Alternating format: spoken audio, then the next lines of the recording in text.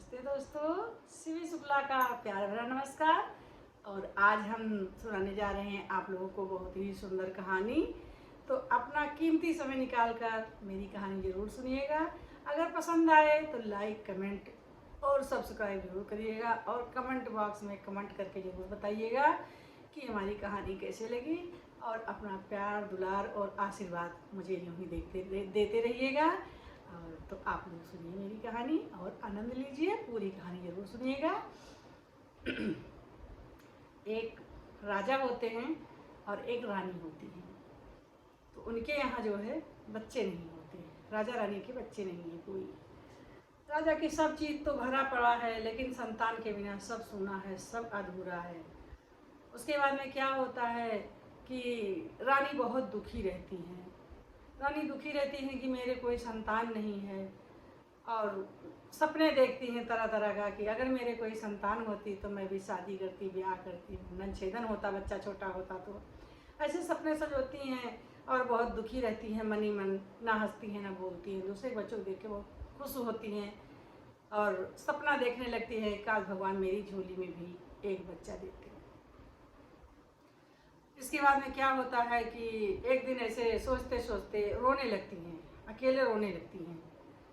फिर वो जो है एक जंगल की तरफ अकेले ही चली जाती हैं, कोई घर में नहीं होता है, अकेले जंगल की तरफ चली जाती हैं और अपने मन में सोचती हैं कि आज हम आत्महत्या कर लेंगे, खुशी कर लेंगे। जंगल में जाते जाते वहाँ एक घना जंगल मिलता है, थक जाती हैं तो वहाँ छाया में बैठ जाती हैं। वहाँ छाया में बैठ जाती हैं। उसके बाद में वहाँ पे एक तालाब होता है और जंगल तो पेड़ पौधे से भरा ही रहता है, हरे भरे पेड़ फल सब रहते हैं। उसमें तरह तरह के पक्षी जानवर सब रहते हैं। अपने मन में यही सोच रही थी कि आज अपनी जीवन लीला को हम समाप्त कर देंगे। तो वहाँ से जो है बहुत सारे तोते और तोती निकलती हैं, खूब हरे हरे तोते और तोती सब आके वही पेड़ पे खूब बोल रहे हैं अपनी भाषा में। तोते और तोती जोड़ा जोड़ा सब बोल रहे हैं। फिर वहाँ से जा बैठी सुनती हैं सब आवाज़, मिट्ठू की आवाज़ सुनती हैं, तोते तोती की आवाज़ सुनती हैं। तो उसमें एक बहुत बूढ़ी तोती आती है और इनके पास पंख फैला के बैठ जाती है। बोलती है कि तुम क्यों इतना रो रही हो, क्यों परेशान हो, तुम्हारे दिमाग में क्या बात चल रही है।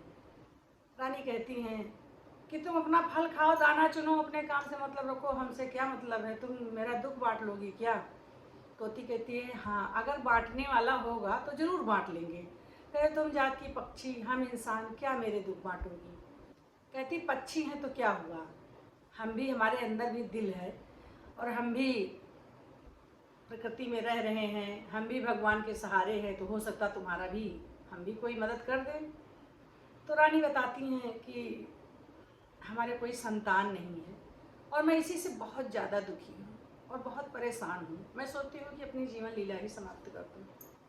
तोती कहती नहीं नहीं, अपनी जीवन लीला मत समाप्त करना, ये गलती कभी मत करना, ये जीवन तुमको कभी नहीं मिलेगा।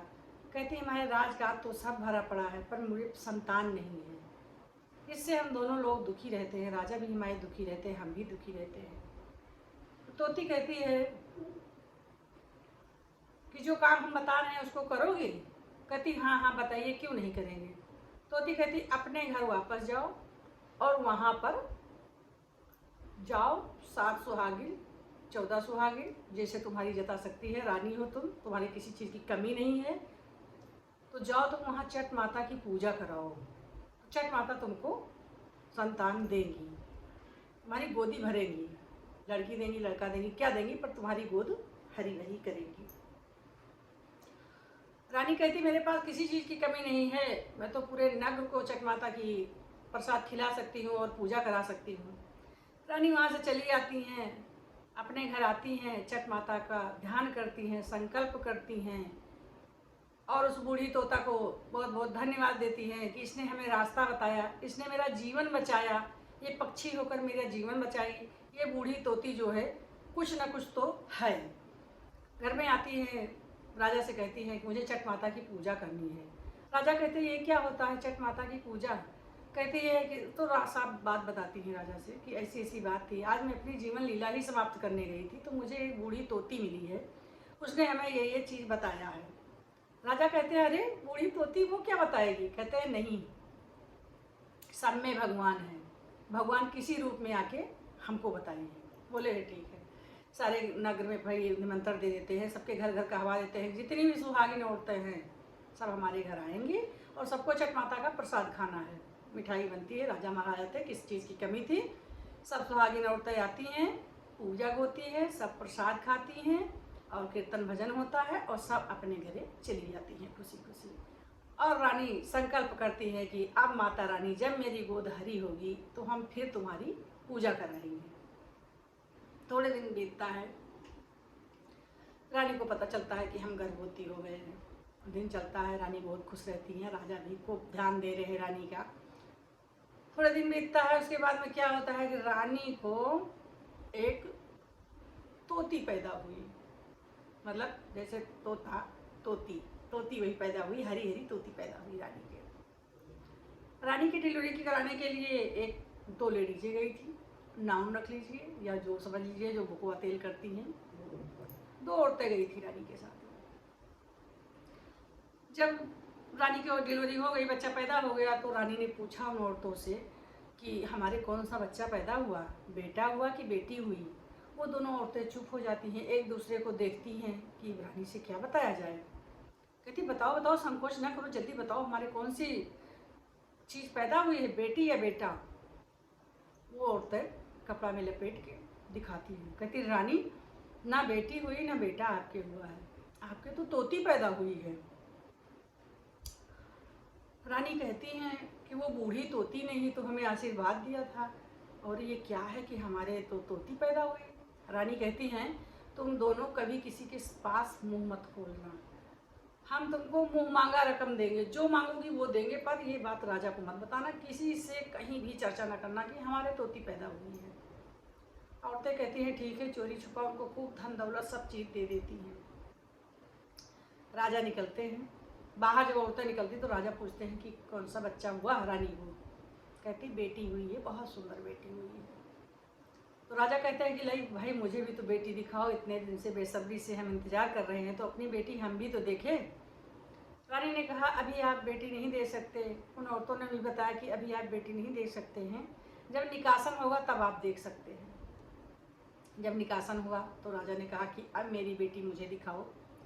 उन्होंने कहा अभी निकासन हुआ, लेकिन अभी आपको पंडित ने मना कर रखा कि आप नहीं देख सकते हैं। बोले कब देखेंगे? बोले 5 महीना बाद देखेंगे। 5 महीना होता है, फिर राजा कहते हैं कि हमको दिखाओ बेटी। कहती अभी नहीं। ऐसे सब बहाना बता रहे हैं, फिर मुंडन में दिखाएंगे, फिर मुंडन होता है, सब चीज़ होता है, लेकिन कोई देखता नहीं है रानी की बेटी की है कैसी।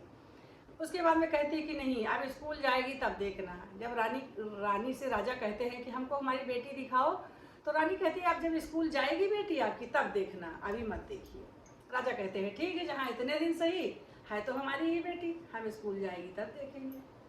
अब जब बड़ी हो जाती है तो उसका घर ही में टीचर बुला के पढ़ाई वढ़ाई हो रहा है, सबको रानी मुँह मांगा पैसा दे रही हैं कि बात कहीं लीक ना हो।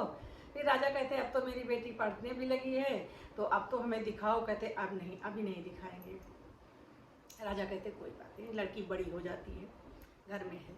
तो रानी एक दिन राजा से कहती हैं कि अब हमारी बेटी की शादी ढूंढो। राजा कहते हमने अपनी बेटी देखी ही नहीं तो कैसा राजकुमार ढूंढेंगे।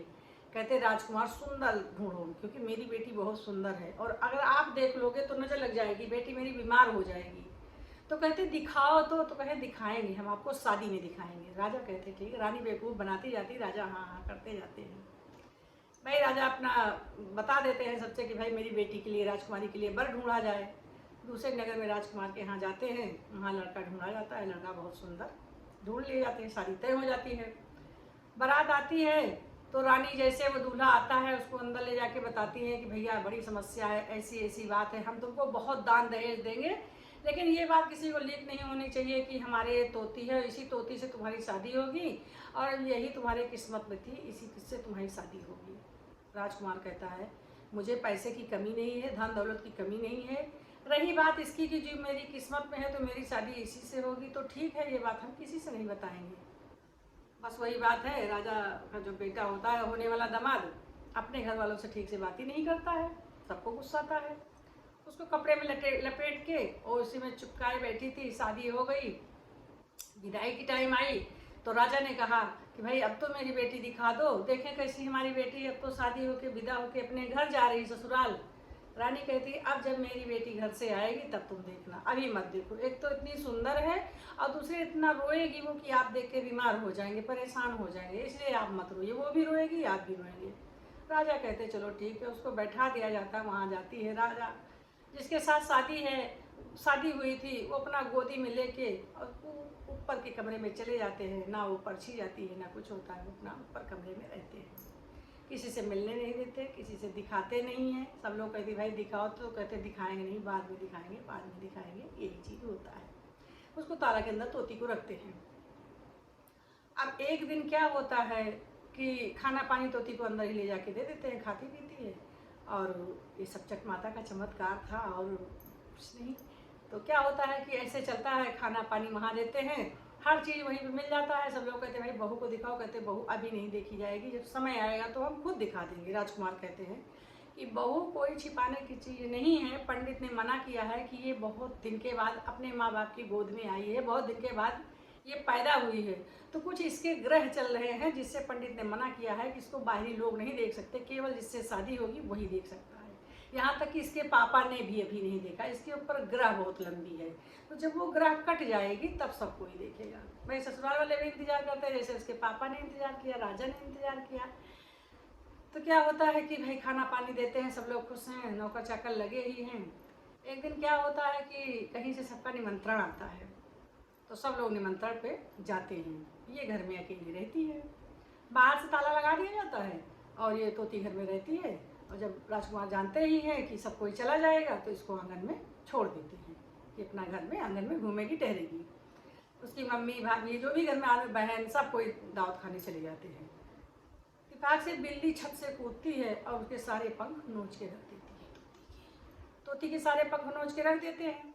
अब जब दावत खा के सब लोग घर के सदस्य लौटते हैं वहाँ से, तो देखते हैं कि राजकुमार पहले घुसते हैं, क्योंकि ये रहस्य तो उनको छुपाना था। जल्दी से ताला खोल के घर के अंदर घुसते हैं, देखते हैं तो सब घर में पंख ही पंख नोचा पड़ा हुआ है। घबरा जाते हैं, कहते क्या हुआ क्या हुआ, कहाँ गई राजकुमारी, कहाँ गई राजकुमारी। बुलाते हैं तो वो बोलती है, वो बिस्तर पड़ा था उसी में साड़ी में लिपटी हुई और लेटी रहती है, क्योंकि उसके पर तो हट गए थे, उसके मांस थे, उसी में छुपी बैठी थी, क्योंकि वो निवस्त्र हो गई थी, उसी में छुप जाती है। तो राजकुमार कहता कहाँ हो, ये क्या हो गया, तुम्हारे पंख सब नोचे पड़े हैं। तो वो कहती है आप मेरे पास आइए तो हमें सब चीज़ बताते हैं। वो फिर राजकुमार जाता है, कहते पहले हमें कपड़ा पहनाओ, पहले हमें कपड़ा पहनाओ।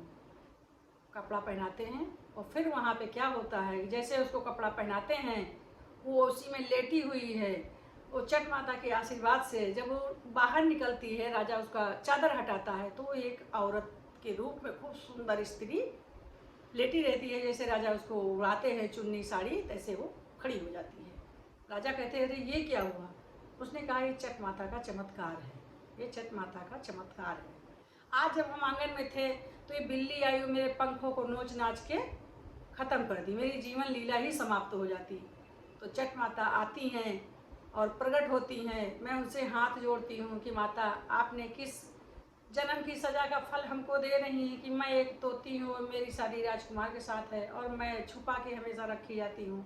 तो माता ने आशीर्वाद दिया कि आज से तुम्हारा ये काया समाप्त हो जाएगी तोती वाली, और जो है तुम एक स्त्री के रूप में आ जाओगी। तो खूब सुंदर स्त्री उठती है और भाई राजा के यहाँ वो बढ़िया ज्वेलरी और कपड़ा पहन के बहुत ही सुंदर लगती थी, एकदम गोरी गोरी चमक रही है।